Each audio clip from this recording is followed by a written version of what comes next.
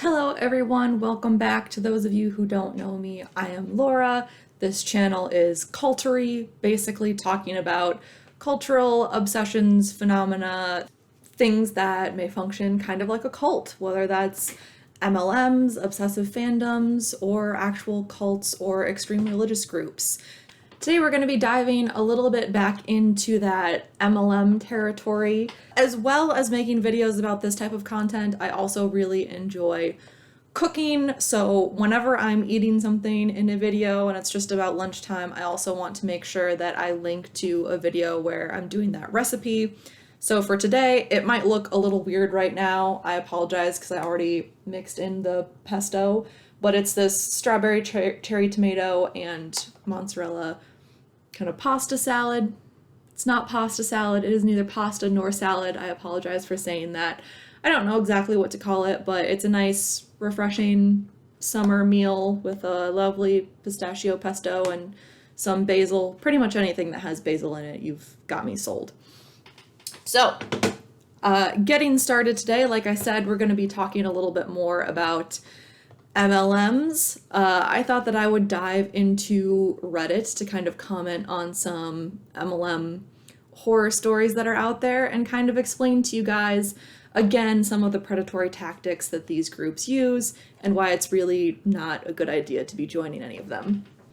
Okay, so one of the first things that I saw was actually just posted yesterday, and I think it's pretty timely because it's also talking about how MLMs have really been preying on people during COVID.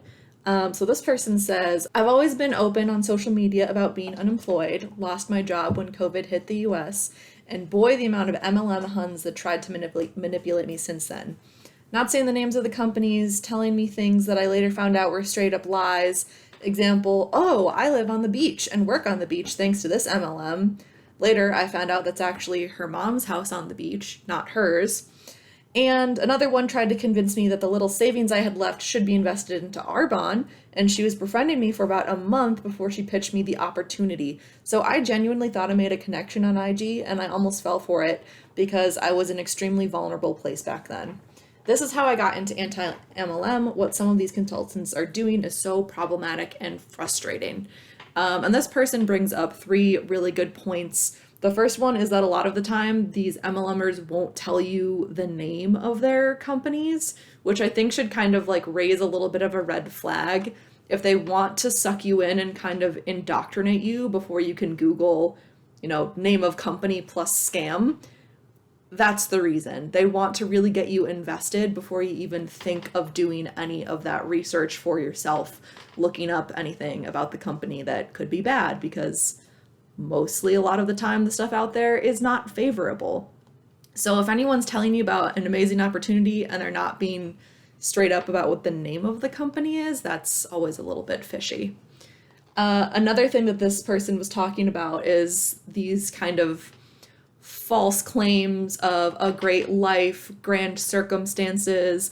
A lot of these people, will trick you in some way, like this person saying they live on the beach and actually it's their mom's beach house, and then again, I really hate the tendency for a lot of people to seem like they're befriending someone or to really make a connection, and then all the time it's just a ploy to get you into the company. I think this kind of mirrors how once you leave a lot of MLM companies, you might also be completely cut off by the people inside that company when you choose to leave.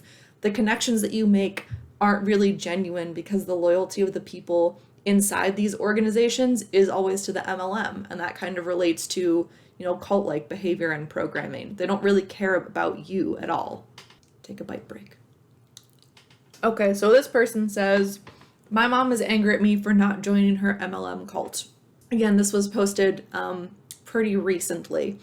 So she's been asking me to help grow her business since I got back from college because of COVID-19. I managed to reject her every time without activating her "my MLM company is totally legit" defensive mode, mostly through excuses, until yesterday. She straight up told me to do record presentation for her MLM products, and I just told her that I wasn't busy, so there was no getting out of it. I thought she would only show it to a very few indoctrinated people anyway, but it turns out that she invited dozens of gullible old ladies to the online screening of the presentation. She even posted about it online with pictures, with my picture, with this person's picture. I would have been okay with it if this was normal hustle, but it's not. My mom represents an MLM company that is known for spreading false illusions about how a single drop of a certain oil can cure all your ailments. I saw my mom change from being a responsible, kind, and smart person to a narcissist, manipulative, and idiotic anti-vaxxer zombie. I don't want to spread lies like her, but she keeps making me feel like I have to in order to keep her being the mom that I know. This is so sad. So I purposely messed up my presentation. I edited the script she gave me and removed all the false or unproven info. I gave a very boring presentation based on facts. She is so angry at me, but I knew that I was doing the right thing. She was trying to con nice old ladies, and I'm not going to be a part of it. Still sucks, though. If you have any stories or advice about how you got brainwashed family member out of an MLM, it would be greatly appreciated. Yeah, that's what's so sad about this. Another thing that's terrible about these groups is that if you're not part of it, the person inside is so brainwashed and indoctrinated that they might try to pull away from you or disconnect from you, even if they're your family members. I do not know what it would have been like, to have your mother completely change and really shift her loyalty from, you as her child and a member of the family to an MLM that honestly, the oil ones really freak me out because they tell you to, ingest these oils and say that they can cure things. And if you're trying to use an oil instead of an actual medical treatment, that could be really dangerous. And people have died from stuff like this in the past. Same thing with ingesting oils. They say that it's really safe, but it's not. And you shouldn't eat something that is not intended to be inside of your body. A lot of the time, they're only approved for topical use or for, like aromatherapy somewhere. But these people say they're specially formulated so that you can ingest them. A lot of examples have been done where people have, taken these oils to labs and looked at them, and there's no difference between the normal ones and the ones that are supposedly safe to ingest. So if you know someone who's ingesting oils, please, if you can, try to get them to stop doing that because it's really not healthy. And also, I feel so sorry for this person for their mother seemingly becoming a different person, but unfortunately that does happen to a lot of people when they're inside a group like this. Ooh, I like this one. Seems interesting. It says, never underestimate the power of being an antisocial introvert. It saved me from joining an MLM. Once I was naive. When I was 20, I knew nothing about MLMs, pyramid schemes, anything at all, really. Got some super stupid moments to recall with cringe. At the time, I was living half a planet away from my family, and a friend of mine from uni says, it's like joining a friend group, but you make money together. You should definitely come. Sure, that's exactly what it's like. Sounds too good to be true, as everyone here knows, but I was thinking I really should be more social. I've got to work on it like exercising a muscle, because otherwise I'm not normal, or something like that. That plus the bit about making money, which sounded good as I didn't have any money. So I didn't hear that other bit about being too good to be true. Mustered myself up and went along. I have never been more warmly greeted by people in my life. Even seeing family that live in another corner of the world for the first time in well over a decade, I did not get as many big smiles, warm hugs, sophisticated cheek kisses, and other grand words of acceptance and compliments as I did on that evening. And just breaking as an aside here, this is another tactic that really helps to suck people into these organizations. It's called love bombing, where at first they make you feel elated, super, on a high, like you're the best person ever. Everyone here loves you. It's so welcoming and accepting, and who wouldn't want to be a part of this community? It's generally a tactic to rope people in, but that type of attitude doesn't really last, especially if you're not performing well and making other people money. Let's see. It was a penthouse apartment, people milling around with champagne, nibbling in flash business attire that made me feel frumpy, and they loved me. They were all over me. All those hugs, me trying to remember how the kiss thing worked. I'll admit, a part of me was going, yeah, I can be flash like these people. I should be flash like these people. These people are good at that social thing, at the big smiles and making people think they have genuine interest in them. And I suck at that. Maybe I can learn something here. And then the presentation started, as in projector on the wall, walking around with a pointer presentation. You see, it's really very simple. The products we sell are really good. You get this many people to buy the product, you make this money. But if you move up to supervisor by having more friends join the fun friends group, and we meet every so-and-so and love each other, so why wouldn't they want to? You make this money. Parties are a good way to do this, and you can have informational get-togethers too, and you can chat around to people in your social circles. And having read the title, you get where my enthusiasm started to drop. 20-year-old me was already at, yo, I've been here for like an hour already, can I get home? And so you mean I make money by doing a lot of socializing? That, what you're describing there, sounds like a lot, and I think you're overestimating my social circle. I'd have to create one to do that, and that sounds awful. I stuck it out to the end of the whole thing and went home to try to find reasons not to explain the too good to be true, but for why not to sign myself up for social decimation. And I found them, punched the name of the company into the internet, and learned a lot that night about MLMs and pyramid schemes. Learning I used a few years later when my dear scientist mom invited me, and I'm not using this as a metaphor, to a Tupperware party. Yes, she and her friend wanted to sell me Tupperware at a party in the 2010s. And now my wedding celebrant has sent around an invitation to join her Goop weight loss outfit, where you can lose tons of weight apparently without any exercise. You just have to pay into your local representative, who is my celebrant. So I like this post because it's explaining, I think, what would happen to someone like me. I'm really not comfortable in these types of social situations where I'd have to go and host parties or reach out to new people. It makes me feel really uncomfortable. And I can imagine how being in a group like this in the beginning would seem really nice and welcoming, but the same thing would probably happen to me midway through a presentation. I would just think, no, this is not for me at all. And also, I don't want to spend money to do something that I hate. Oh, here's one that's really interesting. This isn't necessarily a story, but there's someone posting that Pure Romance, which is kind of like a sex toy, adult, whatever, MLM, is apparently the biggest sponsor of Cincinnati Pride, the city where they're headquartered. And so there's a petition to try to change this. And so you guys can go and sign that petition at www.change.org/ban Pure Romance. So if you don't want Pure Romance sponsoring Cincinnati Pride, you can change that. Oh, here's another really interesting one. I confronted my family about my mom's involvement in Amway. Do I break ties or learn to live with it? This sounds like another complicated family encounter.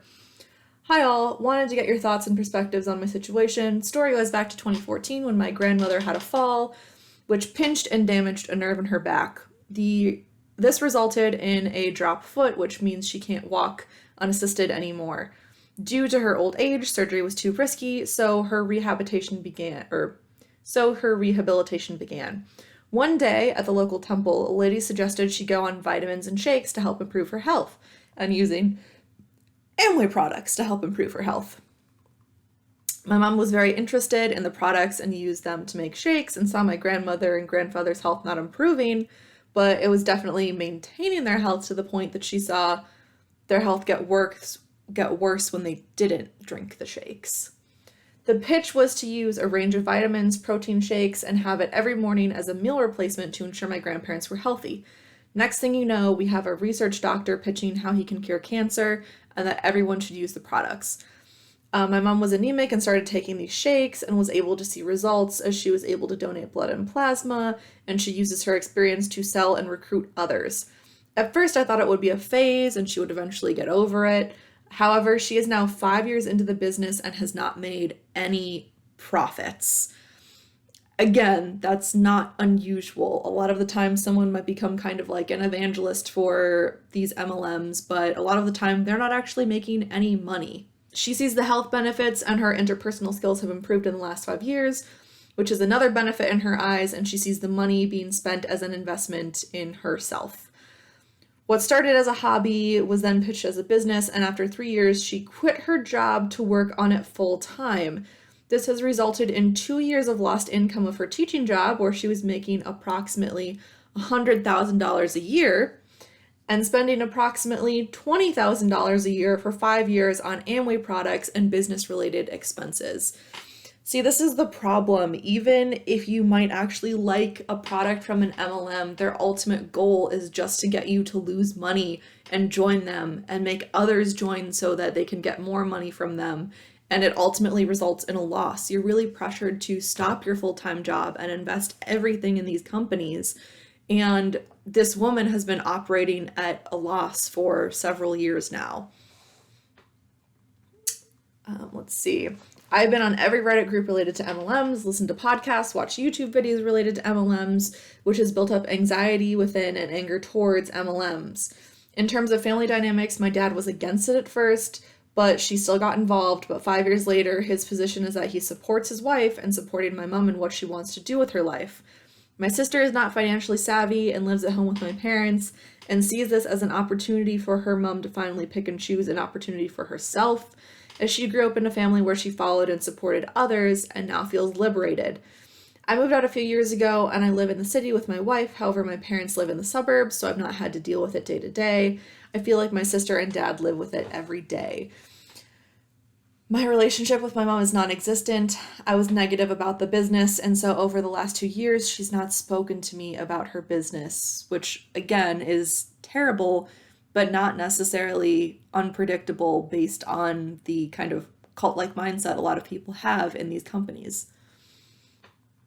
Since it's a big part of her life, she isn't open to talking about it. I feel like our relationship has not been the same since. Last week, I wanted to confront her and family about it when I thought of the business and journey to see if she would listen and open up to looking at it from another perspective. I covered topics such as financial freedom and the lack of visibility of income from her uplines and crosslines. I discussed family, friends, and community and how she has shut the doors on old family friends for not supporting her in her business. I shared with her how I felt about not wanting to travel because the business advises her not to focus on travel as it will take away from building her business. This is the thing that I've heard from other people in Amway. Like, they don't want you to travel, and if you have, a trip, for example, that Amway could offer you in the future if you get to a certain rank, they don't want you to take it. And it's all about, staying present and working on your business, and you can't take off any time because then you're, squandering what potential you could have if you stayed that extra, week or 2 weeks or whatever and worked your business instead. Which is clearly silly because this woman is losing tens of thousands of dollars a year. I covered ethics of selling to family and friends, the tactics MLMs use to make it impossible to track finances and cost you more to operate. That's the other thing. If you're in an MLM or someone you know is in an MLM, it's really hard for them to see how much money they might actually be losing because, they might pay a lump sum of money up front for products and then they sell all the products and keep that money and they think, wow, I just made $1,000, but they don't realize that they actually made, $100 because a couple months ago they had to spend the money to get all that inventory in the first place.